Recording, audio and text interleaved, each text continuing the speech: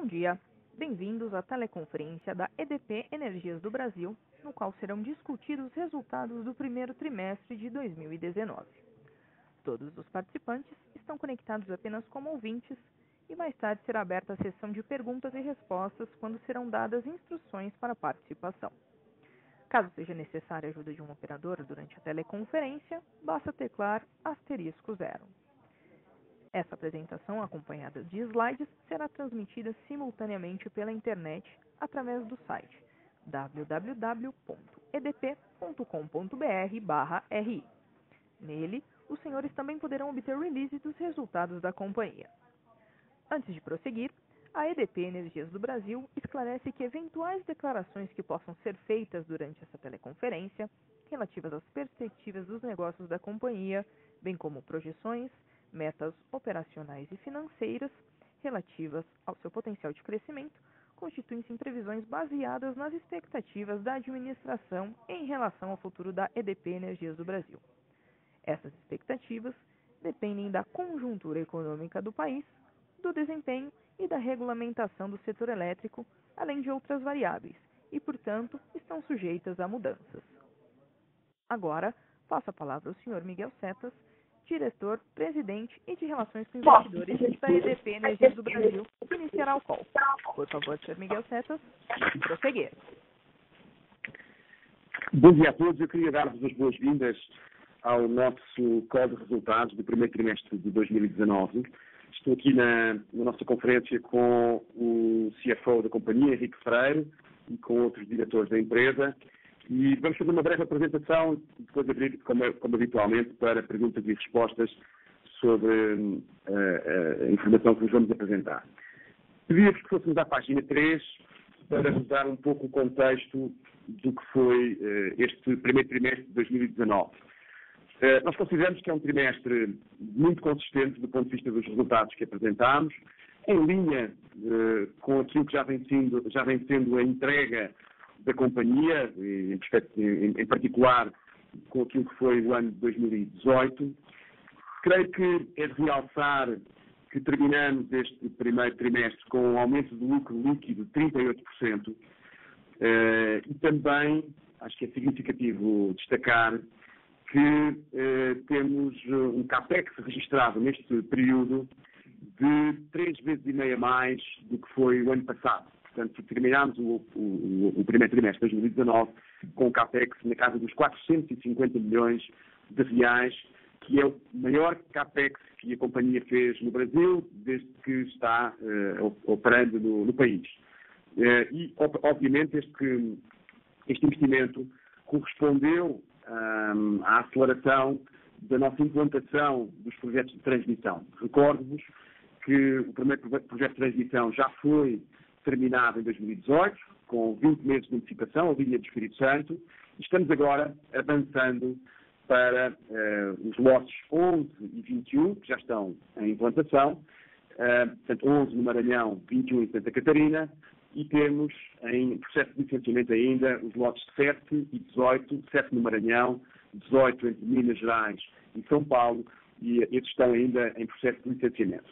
Mas, portanto, 450 milhões de reais é, para nós, um marco histórico do ponto de vista de implantação dos nossos projetos e do CAPEX realizado. Este foi um trimestre em que nós estabelecemos uma estratégia de alocação de energia, vamos ver isso mais à frente, com detalhe, que remete, que desloca para o segundo semestre parte significativa do nosso portfólio e, portanto, temos no primeiro trimestre um reflexo ligeiramente negativo dessa alocação, mas, portanto, protegemos o ano e transferimos para o segundo semestre uma parte dessa energia, veremos mais à frente. Gostava de vos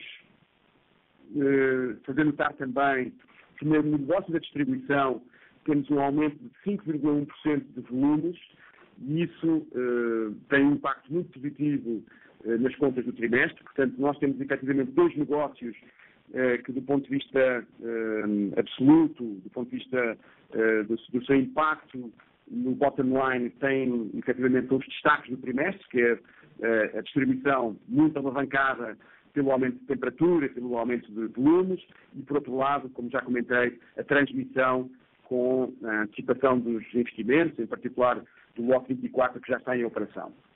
Depois, uma palavra também sobre os novos negócios. Como sabem, nós temos um objetivo de liderança neste processo de transição energética e de digitalização do setor.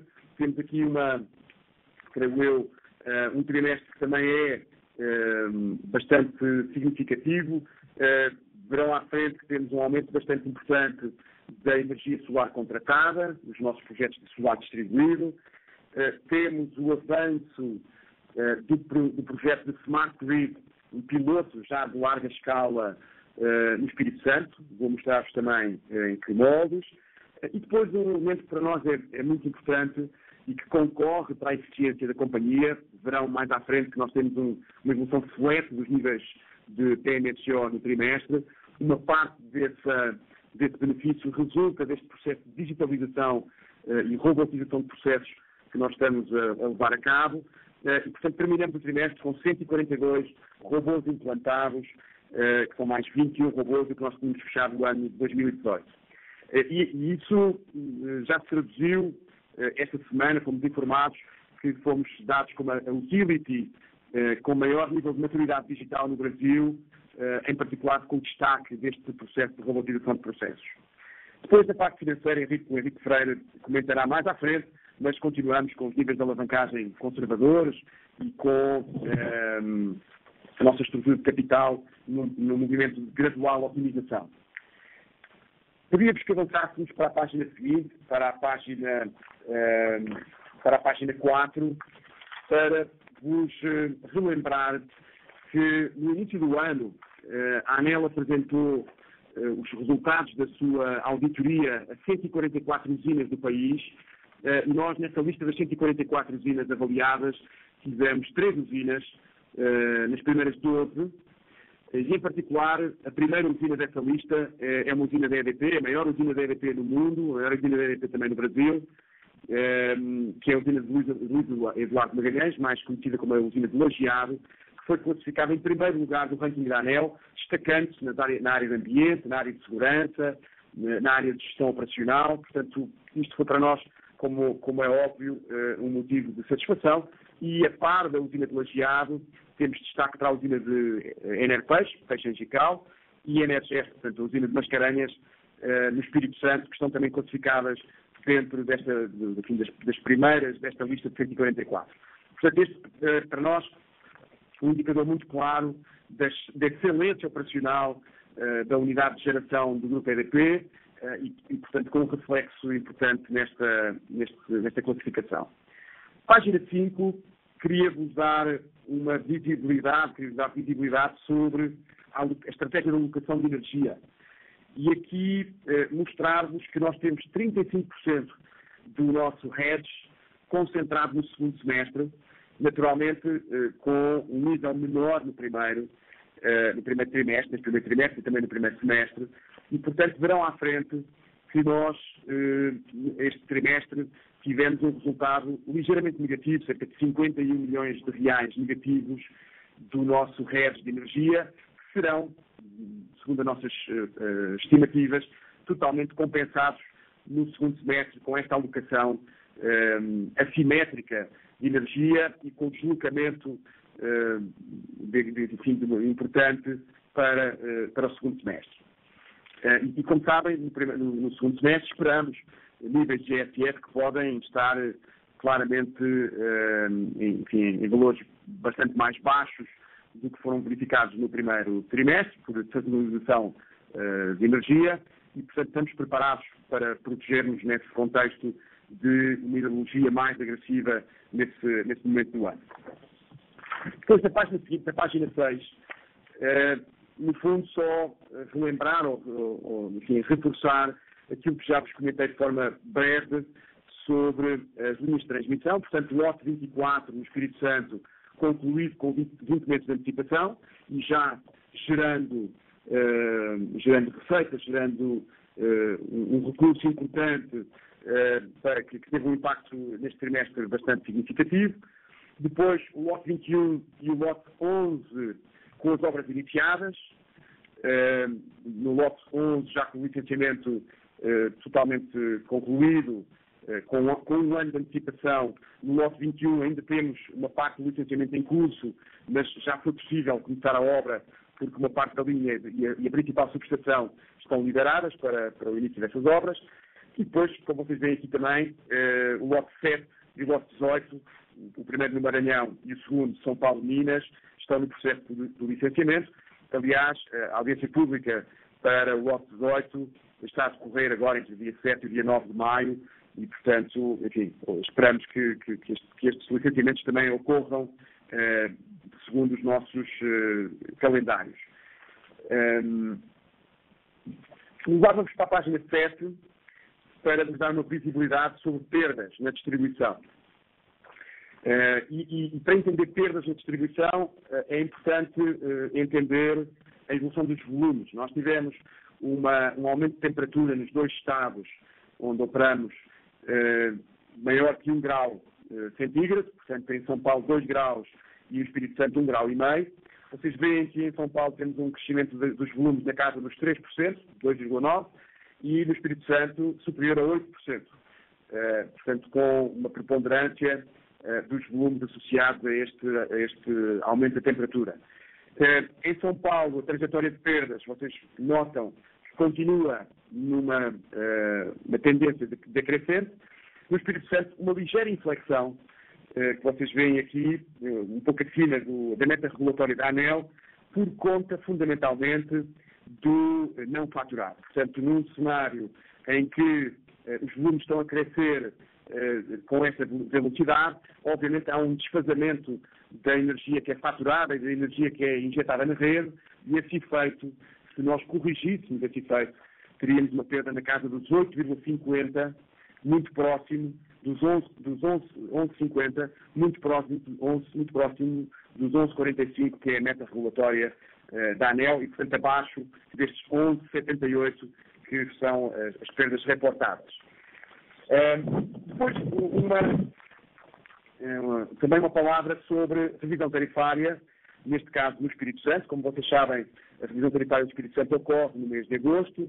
Estamos neste momento já no processo de audiência pública e, portanto, já com um estágio muito avançado daquilo que são os contornos que esperamos desta revisão tarifária. Diria que ela vem muito em linha com as nossas expectativas. Em particular, há num aspecto fundamental para nós, que é da composição da nossa BRR.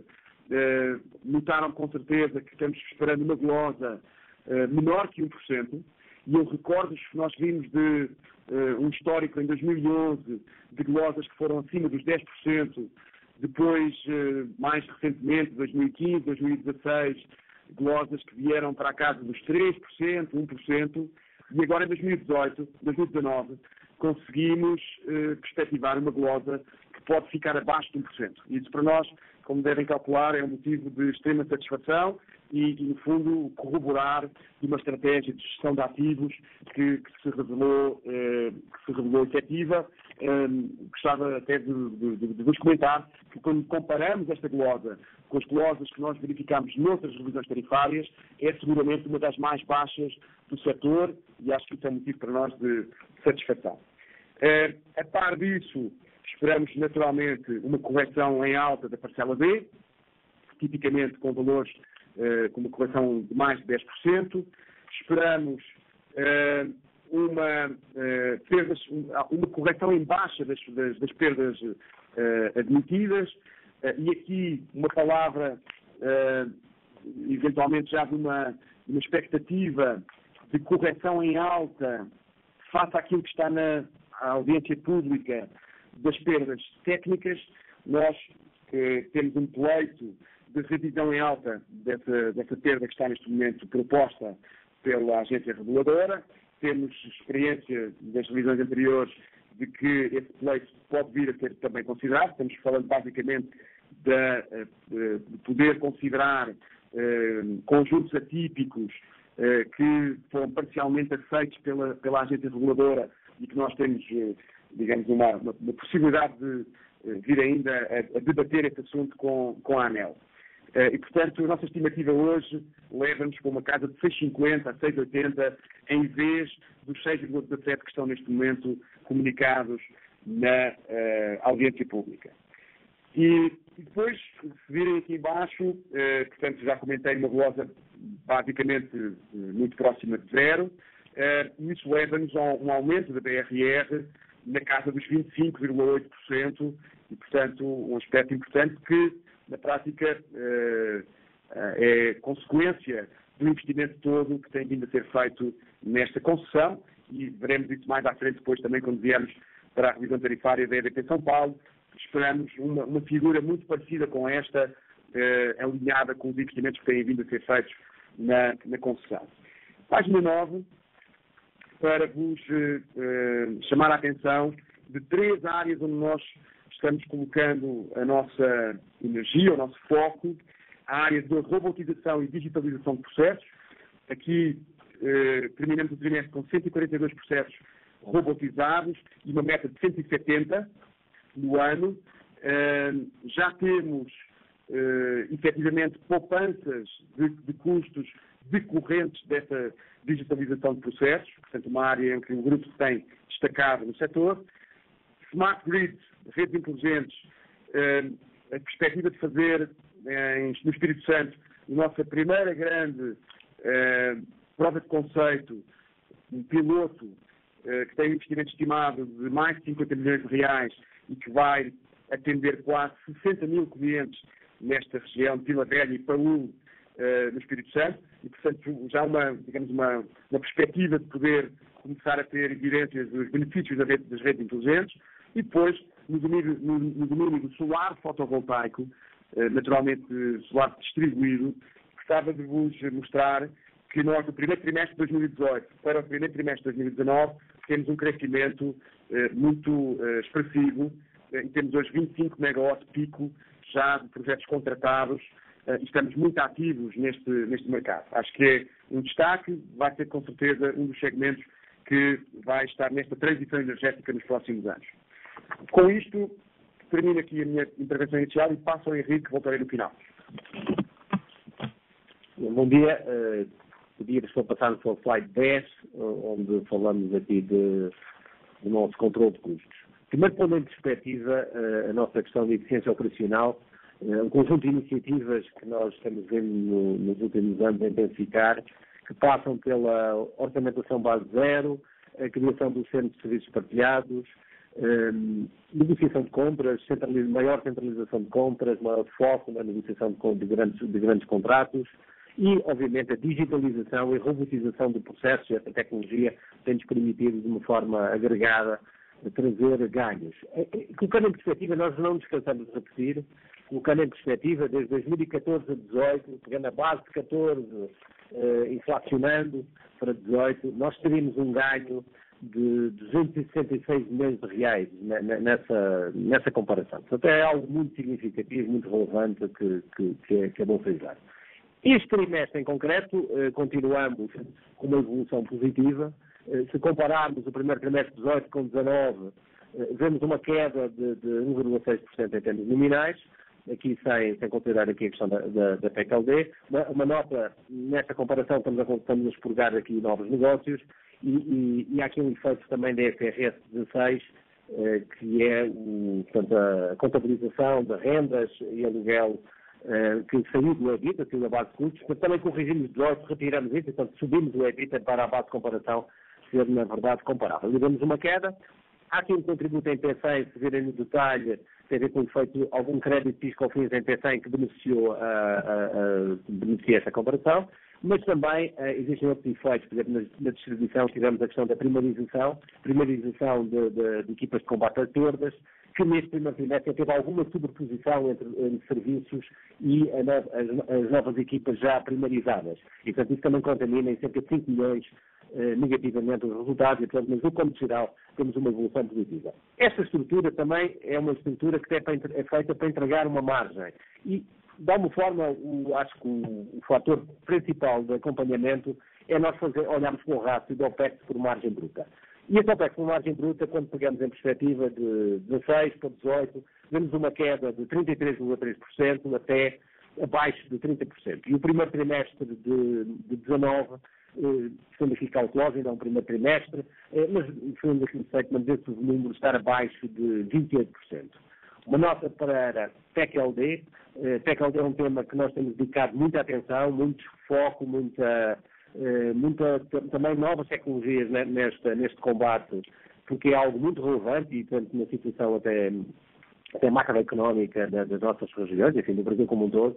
É um tema muito relevante, mas nós temos conseguido manter este número de forma controlada. Estamos abaixo de 1%, o primeiro trimestre está a 0,7%, mas o nosso segment continua a ser de estarmos abaixo de 1% em perspectiva da receita. Pedimos para passar para o slide 11, onde trazemos uma comparação do EBITDA regulatório com o EBITDA societário. Aqui, nós primeiro estamos cerca de 33 milhões acima do EBITDA regulatório, mas aqui há alguns focos relevantes, que é, primeiro no OPEX, estamos 13 milhões acima, portanto, esse é um ponto importante. Mercado favorável, como o Miguel já referiu neste primeiro trimestre, também nos coloca com 40 milhões acima. Depois temos aqui outros, basicamente temos aqui VNR e outros serviços, que têm um contributo de 46, mas muito relevante é o valor de perdas e TechLD, que vemos ainda negativos, mas já há uma convergência para os valores regulatórios. Portanto, este valor já foi muito relevante no passado, hoje vai perdendo importância, portanto vai convergindo para zero, sendo já próximo das metas regulatórias. Portanto, eu acho que esse é algo relevante que importa partilhar e analisar neste ângulo. Olhando aqui agora o slide 12, onde temos o EBITDA e o lucro líquido do grupo, falando primeiro do EBITDA no gráfico superior, temos aqui a nossa evolução por negócio e desta variação do ano passado. Vimos primeiro a questão da geração hídrica. A geração hídrica está basicamente em linha com o ano passado. Uma ressalva aqui, como o Miguel referiu há pouco, que tínhamos 51 milhões de deslocamento de energia para o segundo semestre. Este deslocamento de energia protege-nos, o movimento científico nos protege o resultado do segundo semestre, mas nos retira 51 milhões de margem neste primeiro trimestre. PCI menos 7, lembrando que ano passado, no primeiro trimestre, tivemos um contributo positivo de ADOMP de cerca de 17 milhões, portanto com um contributo aqui positivo ano passado, e portanto na comparação ficamos ligeiramente inferiores.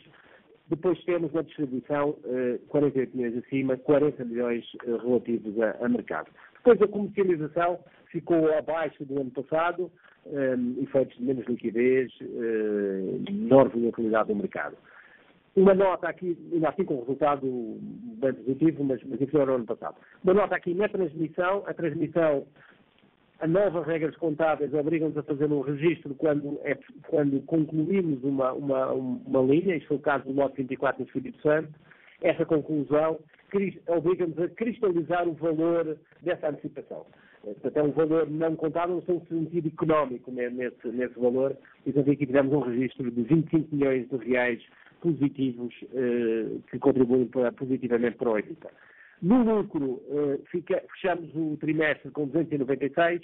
Uma nota aqui para imposto de renda. O imposto de renda, tivemos aqui o contributo com a conclusão de projetos de PID, essencialmente nas distribuidoras, que nos reduziram a taxa efetiva de imposto neste trimestre. Passando ao slide 13, e falando agora de dívida, nós mantemos aqui uma dívida líquida EBITDA de 2,1 vezes, aqui expurgando no EBITDA mais-valia da venda das PCHs no final do ano passado, para não contaminar este número, e portanto vemos que é um número ainda assim bastante conservador, tanto com uma dívida de 4,2 bi. Em termos de prazo, tanto a questão do prazo como do custo, nós temos feito um esforço de redução do custo e de um custo pós-imposto. Portanto, deduzindo aqui o crédito fiscal da nossa dívida. Colocando aqui em perspectiva, temos 2015 até agora, temos uma evolução de 11,4% para 6,8%. Beneficiámos com certeza da queda dos indexadores, mas também relevante dos spreads e também da alocação correta da dívida nos locais, digamos, nos locais certos. Uma nota que neste trimestre fizemos duas emissões que são a prova de estreitamento desses spreads.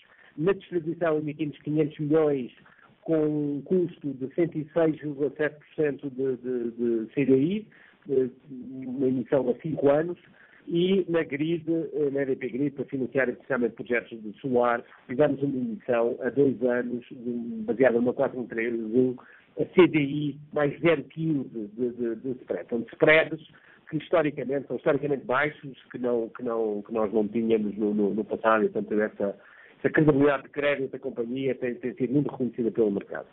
Eu devolvia aqui, então agora aqui a palavra ao Miguel. Obrigado, Henrique.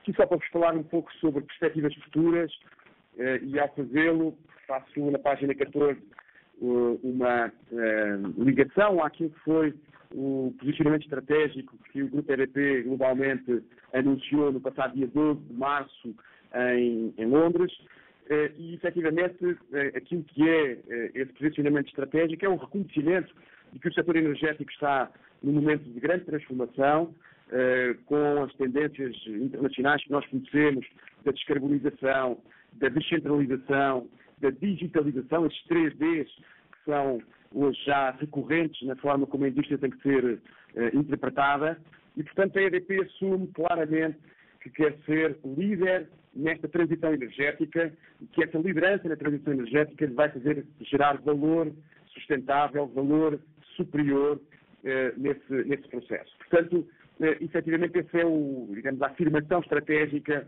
que a EDP faz neste ano de 2019 e que marca uma virada para um setor em transformação, que nós no Brasil também já estamos a vivenciar.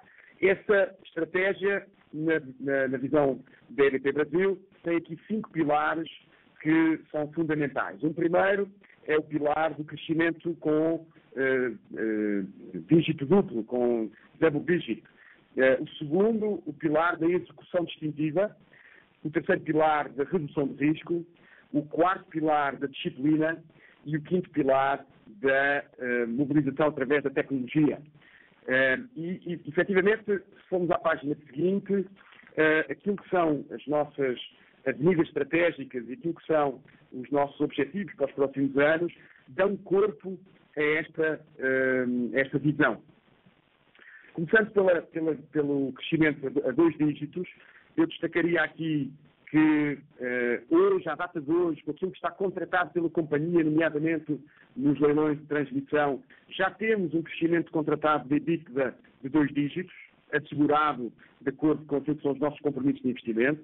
Temos, como vocês sabem, um CAPEX programado na transmissão na casa dos 3 bilhões de reais, 3,1 para ser mais correto.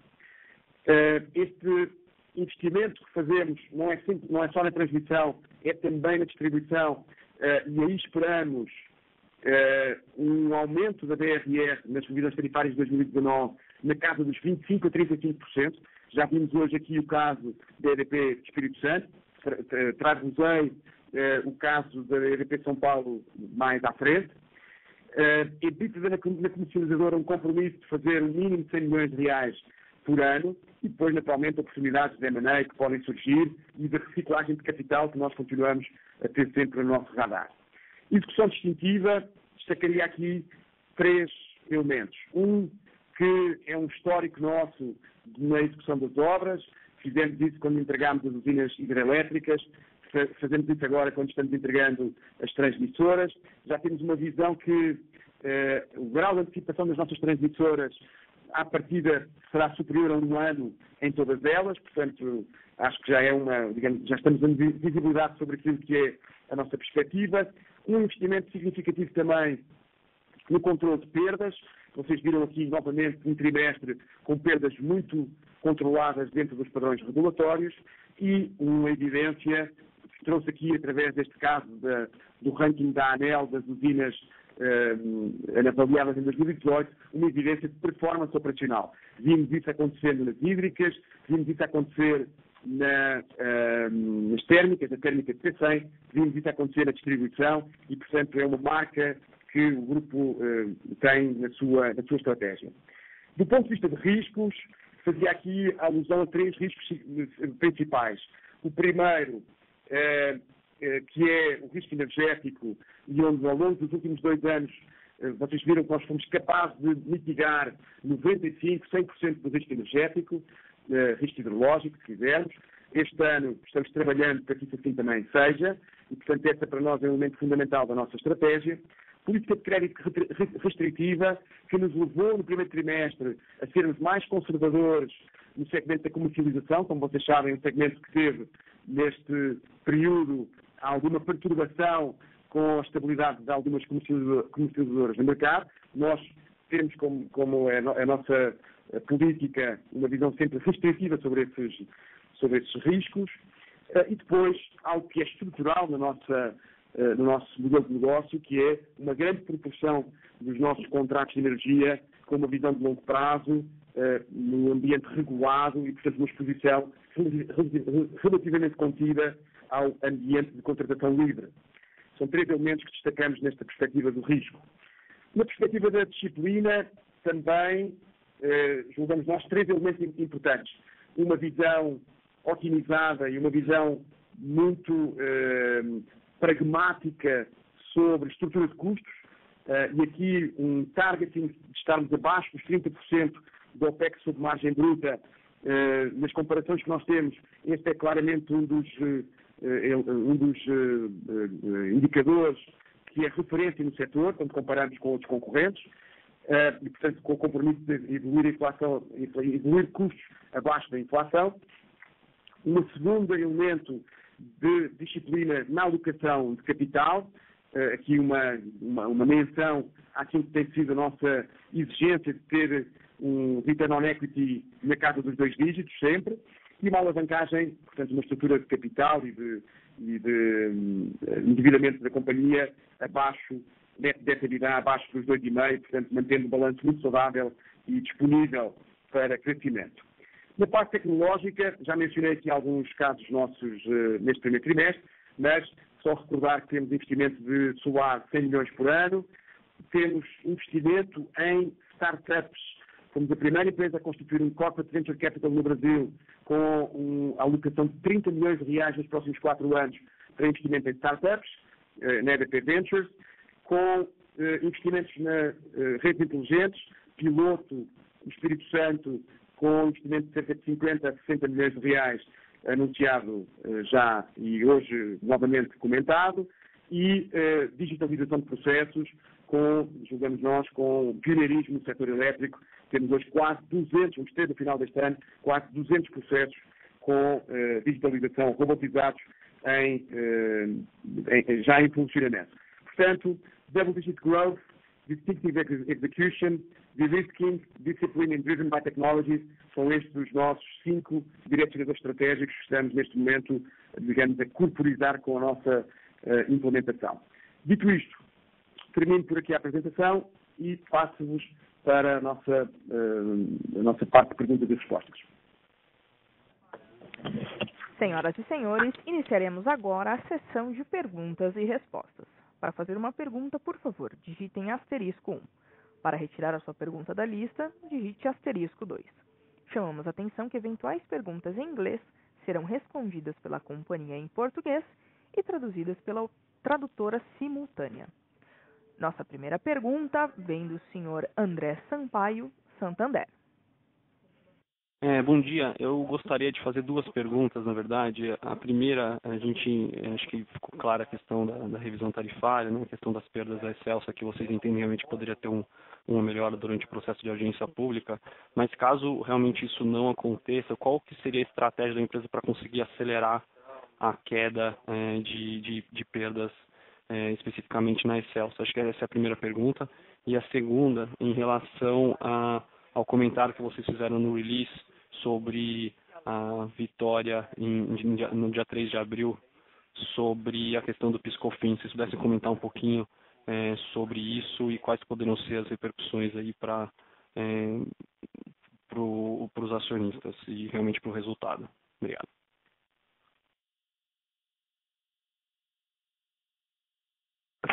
André, obrigado pelas suas perguntas.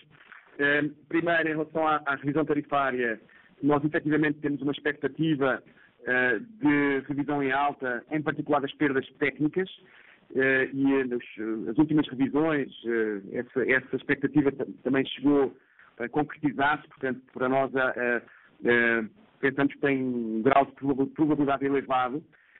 Se isso não acontecer, como você colocou, o que faremos é dar continuidade ao nosso investimento estruturante no combate às perdas. Nós tivemos, neste ciclo, um investimento de 440 milhões, eu não mencionei isso na apresentação, estava no PowerPoint, mas só por uma questão de tempo, para não perder mais tempo, nós fizemos um investimento de 440 milhões de reais no combate às perdas, até agora no ciclo, e, portanto, a estratégia seria de continuar a fazer investimentos produtivos nesse domínio. Não nos esqueçamos também que o investimento em Smart Grid, este piloto que estamos fazendo agora no Espírito Santo, que já vai ter uma amplitude significativa, de cerca de 50 mil clientes, esse investimento é o precursor de um controle das perdas muito mais acentuado e, portanto, obviamente que com a expansão de Smart Grid nós vamos ter também expectativa de níveis crescentes de perda. E, portanto, enfim, acho que temos os dados todos em cima da mesa neste momento. A nossa perspectiva é de que a revisão pode ser ainda marginalmente melhorada, mas isso não vai dispensar a continuidade do investimento que a companhia vai fazer, tanto em tecnologia tradicional, como em Smart Grid, como em inspeções e, portanto, na parte de gestão operacional da rede, para garantir que o nível de perda está controlado. Em relação aqui ao tema do PIS/COFINS, passo aqui ao Henrique Freire. Bom dia. Bem, realmente, como disse, a 3 de abril tivemos o trânsito em julgado da nossa ação no Espírito Santo, da questão do PIS/COFINS, como cálculo na base de incidência do ICMS de ser tomado nesse cálculo. Isso habilita à empresa um crédito tributário de 734 milhões de reais, que ainda estamos numa fase de análise. Eu pedi aqui ao André Almeida, que está aqui comigo, que é o nosso diretor de contabilidade e tributos, para dar um pouco mais de detalhe deste processo de análise da companhia. André, por favor. André, bom dia. Esse é um tema de setor, né, que envolve todas as distribuidoras, e ele requer, em especial, atenção não só pelo valor envolvido, mas também sob a ótica jurídico e regulatória deste processo, né. Quando a gente olha para esse crédito 734 no ativo, a gente tem algumas ações correndo sobre esse crédito, que é o entendimento do STF sobre o valor, o entendimento da Receita Federal, que é diferente do STF sobre esse valor, e também tem um recurso pendente da Procuradoria-Geral da Fazenda Nacional, pendente de análise do STF sobre essa modulação. Então, esse ativo é de 734 milhões de reais, mas existem alguns eventos ocorrendo que pode alterar, talvez, o valor desse ativo. Do lado do repasse, da devolução ao consumidor, vamos lembrar que o nosso regulador, a ANEEL, normatiza esse assunto, esse repasse, desde 2005, com uma regra imposta para as distribuidoras da forma que tem que ser repassado. O grande problema que a gente vê no repasse hoje é a questão de se vai repassar ao consumidor que suportou este imposto, que estava na sua residência quando da cobrança do passado, ou se isso vai ser repassado para o mercado, né? Quer dizer, tem um crédito agora que pode ser repassado para o mercado. A ANEEL precisa esclarecer isso, e a gente, a EDP está avaliando esse tema junto com seus assessores legais e também com a ABRAD, que é a Associação Brasileira de Distribuição de Energia Elétrica, com outras distribuidoras também. Fato é que esse tema precisa ser tratado e essas questões precisam ser esclarecidas muito rapidamente para que possa trazer segurança jurídica, não só para a distribuidora, mas também para os consumidores que a gente deve repassar esse crédito. Espero ter sido claro aí, Nelson. Não, acho que ficou claro. Então, assim, o entendimento de vocês na questão do PIS/COFINS é que realmente ainda está muito cedo para vocês realmente fazerem algum impacto no resultado, até por não ter toda a discussão no STJ finalizado, no STF finalizado. Ela é a palavra-chave. Perfeito, a leitura está perfeita e a gente não sou cautela, é a palavra-chave. Não, perfeito. Obrigado pela ajuda.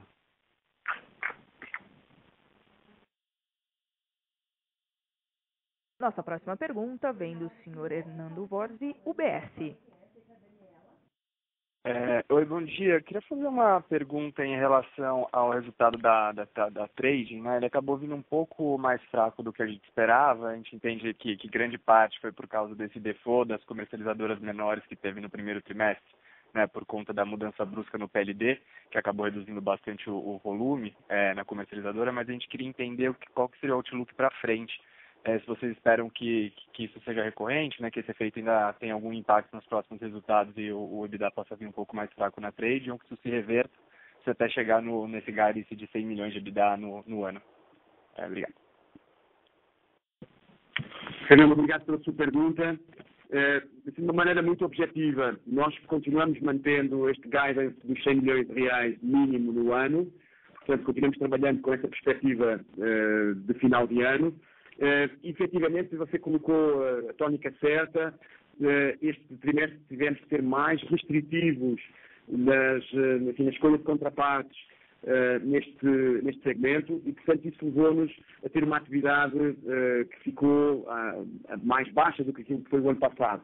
E, portanto, este trimestre também para nós foi um trimestre que ficou ligeiramente abaixo daquilo que eram as nossas estimativas iniciais, mas esperamos ao longo do ano que essa perspectiva venha a ser recuperada e mantermos ainda aquela visão inicial dos 100 milhões que tínhamos comunicado.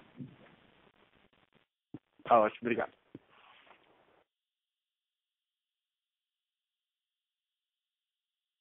Nossa próxima pergunta vem do senhor Kaique Vasconcelos, Banco Safra. Bom dia a todos, obrigado pelo call. Tenho duas perguntas. Minha primeira é sobre o segmento de geração. A gente teve um secundário bastante forte aí no primeiro trimestre e a gente tem uma expectativa de um GSF forte aí para o restante do ano. Analisando os números, eu acho que a EDP parece ter feito uma alocação menor no primeiro tri para se proteger melhor no restante do ano. Então, a minha pergunta é se a gente pode esperar um resultado mais flat no segmento de geração no restante do ano, uma vez que a alocação compensa um pouco o GSF, como é que vocês estão vendo o resultado de geração aí para o restante do ano, tá? E minha segunda pergunta também no segmento de geração, como que vocês estão vendo a contratação de longo prazo, como que vocês estão vendo o mercado livre, se já percebem uma demanda melhor, como que vocês estão vendo o mercado aí de longo prazo, o preço de longo prazo aí no mercado livre. Obrigado.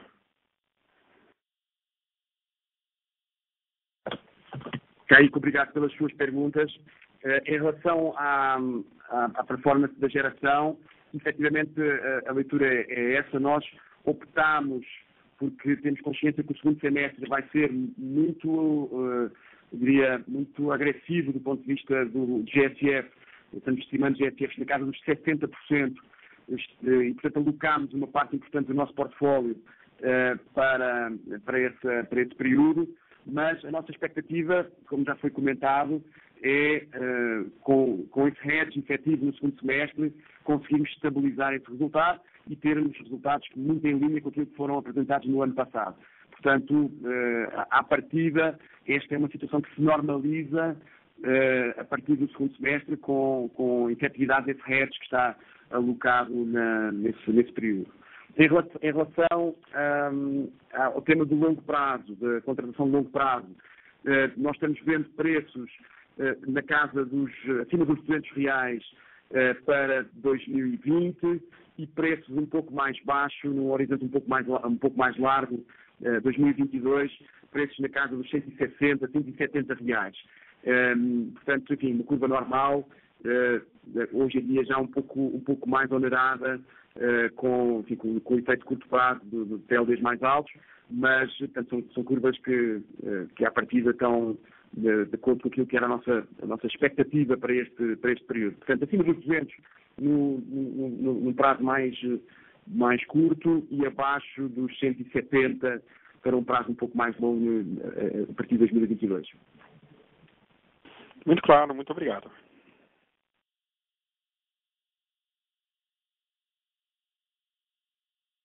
Com licença, nossa próxima pergunta vem do senhor Luiz Lima, Credit Suisse. Pessoal, parabéns pelo resultado e obrigado pelo call. Queria, se possível, vocês passarem uma visão da perspectiva de novos projetos da companhia e principalmente quanto aos novos leilões de energia e de transmissão desse ano.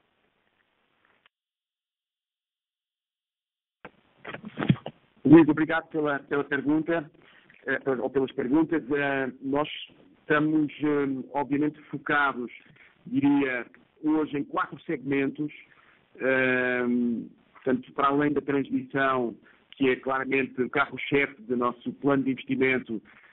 Este ano, em particular, temos 2 bilhões de reais concentrados na transmissão, só do que já está contratado, e, portanto, eu diria aí que a nossa atenção vai recair não só nos leilões, mas onde temos expectativa moderada, mas também no mercado secundário de projetos. Aliás, esta semana até houve alguma mediatização dessa realidade. Portanto, nós estamos olhando para projetos no mercado secundário e enfim, veremos como é que a companhia avança nessa área. Mas, portanto, eu diria, transmissão, carro-chefe, depois o segundo bloco de investimento, como vocês têm visto, concentrado na distribuição. Distribuição, aí destacamos naturalmente as nossas 2 distribuidoras e a distribuidora catarinense também, a Telesc. Portanto, aí temos um investimento também relevante este ano, cerca de 600 milhões de reais no global da distribuição. E depois, 2 segmentos novos, o segmento do solar distribuído, que eu já comentei aqui, onde nós temos um mínimo de investimento previsto de cerca de 100 milhões de reais este ano, e o segmento dos serviços de energia, que complementa todo este contexto que eu estava explicando da transição energética, não é? Portanto, vamos começar a assistir nesta composição de investimentos a uma ascendência maior destes 2 segmentos que eu comentei no final, solar e serviços. E os segmentos tradicionais continuarão a ter peso, mas vamos começar a ver estes 2 últimos segmentos que eu comentei também com alguma relevância na estrutura do nosso investimento. Perfeito, muito obrigado.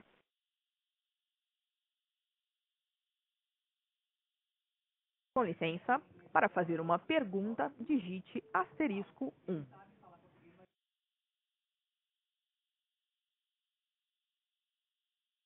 Com licença, não havendo mais perguntas, a teleconferência de resultados do primeiro trimestre de 2019 da EDP Energias do Brasil está encerrada. As perguntas recebidas pelo webcast serão respondidas posteriormente pela equipe de RI. Agradecemos a participação de todos e tenham um bom dia. Obrigada.